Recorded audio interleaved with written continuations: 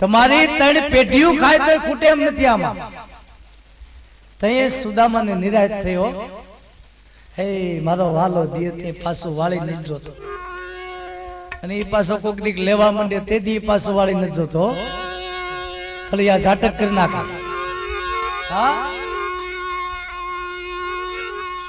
આ વાતને 2-3 દિવસ થયા.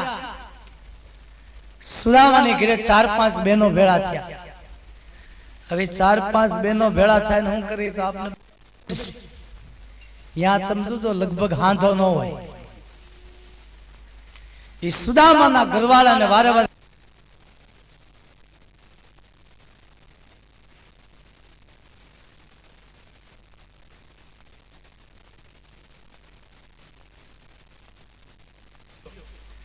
માથું ખંજવાળીને વિચાર કર્યો કે કૃષ્ણ ભેળી મેં આખી જિંદગી કાઢી, મને કોઈ દી માયા ન દેખાડી. હાલ ફરી દ્વારકા. વળી વિચાર કર્યો કે કન્યાએ કીધું છે મહિને 15 દી તમારે ત્યાં આવીશ. આ વાતને પૂરો 1 મહિનો થયો. સુદામાની ઘરે કૃષ્ણ અને રાધાજી મહેમાન બન્યા છે. એવા આટો દેવા આવ્યા સંતને ઘીરે સારંગ પ્રાણી. પછી તો સુદામાએ સન્માન કર્યા, પણ કેવા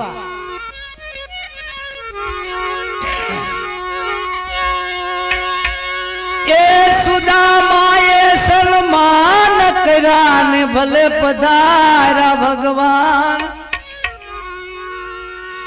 ભોજન જમો મન ભાવતા મારા મોંઘેરા રે મહેમાન. એવા મુખડા તો મલકાયવા રે. આ ભજન એમ કહે છો કે કાંઈ ન હોય ને ઈશ્વર આપી દે ને, પછી કોઈ હગો ફળિયામાં પગ દે ને તો મોઢું ન બગાડજો. અને જો મોઢું બગાડ્યું તો માની લેજો કે એકાદો દહકો બાકી છે. હા, એવા મુખડા તો મલકાયવા રે. એ સ્વાગત કરતા સુશીલા રાની. એવા તો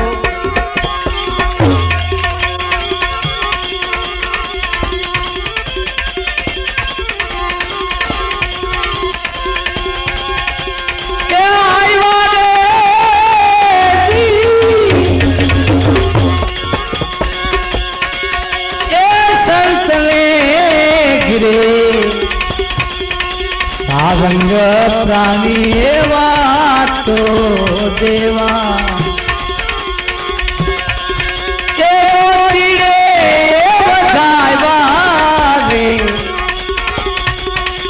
તમને લીધા રે તેરી. એવા તો એવા બે ભાઈબંધો જમવા બેઠા અને જમી લીધું. પણ સુદામાને તો ઈ ખ્યાલ રાખે ક્યારે આ જુદો ફલે ને ક્યારે એને કહું તો મને માયા દેખાય. હા, એ નાઈ લીધું એટલે સુદામાએ કૃષ્ણને કીધું કે હાલો આપણે નાવા જાવું. કનૈયો કે પણ ખરે બપોરે થોડુંક નવાય. સુદામો કે કાલંદરીમાં કેટલા વાગે પડતો? એ તો કે ભગવાન કે એમાંય ખોટું નહીં. એ કે હાલો. એ બે ભાઈ બંધો હાલતા થયા નાવા, પણ ક્યાં ગયા? એ કૃષ્ણ સુદામા નાવા ચાલ્યા કે અસ્માવતી ને ઘાટ. પોરબંદર થી અસ્માવતી ઘાટ છે ને એ 1.5 ગાંવ સેટો થાય. બે ભાઈ બંધો અસ્માવતી ઘાટ ને રસ્તે હાલતા થયા. અડધેક રસ્તે ગયા એટલે સુદામાએ કૃષ્ણનું બાવડું થોપીને ઉભા રાખ્યા. ભગવાન કે પણ શું છે? સુદામા કે કહું તો કહા કયો? સુદામા કે સાંભળી લ્યો. માયા દેખાડો મોહન મને, એમ સંતે ઉચારી વાત. ભગવાન કે રેવા દો, મારી માયા નથી જોવી, અને મારી માયામાં કંઈક ગોથા મારી ગયા છે, હજી એકના સરનામા નથી. હા, સુદામા કે હા ન કરના, તું મને માયા દેખાય. ભગવાન કે હાલો નાઈ લે પછી હું તમને માયા દેખાડીશ. એ બે ભાઈબંધો અસ્માવતી ઘાટે ગયા અને ત્યાંથી દરિયામાં નાવા પડ્યા. થોડુંક નાયા છે ત્યાં કૃષ્ણએ સુદામાને કીધું, સુદામા તો કે હા, એ કે ગુરુના આશ્રમે જ્યારે આપણે ભણતા પછી રજાના દિવસે લાકડા લેવા જાય એમાંય ક્યાંય પાણીનો હારો ધરો ભાળી જતા, બધાય નાવા પડતા ને પછી એમાં ડૂબકી દાન પકડદાન એવું રમતા. હવે તમને આવડે કે નહીં? સુદામા કે ઈ થોડુંક ભૂલાય તો કે હાલો આ ડૂબકી દા રમીએ. અને બે ભાઈ બધો ડૂબકી દા શરૂ કર્યો ભાઈઓ. પણ આમ જુઓ, સુદામાએ કૃષ્ણની પાછળ એક ડૂબકી મારીને બીજી ડૂબકી અને ત્રીજી ડૂબકી ભગવાન ખોવાઈ ગયા અને સુદામો ક્યાં નીકળો? એવા ડૂબકી માં ડૂબાવ્યા રે કે દુનિયા એને બીજી દર્શન એવા તો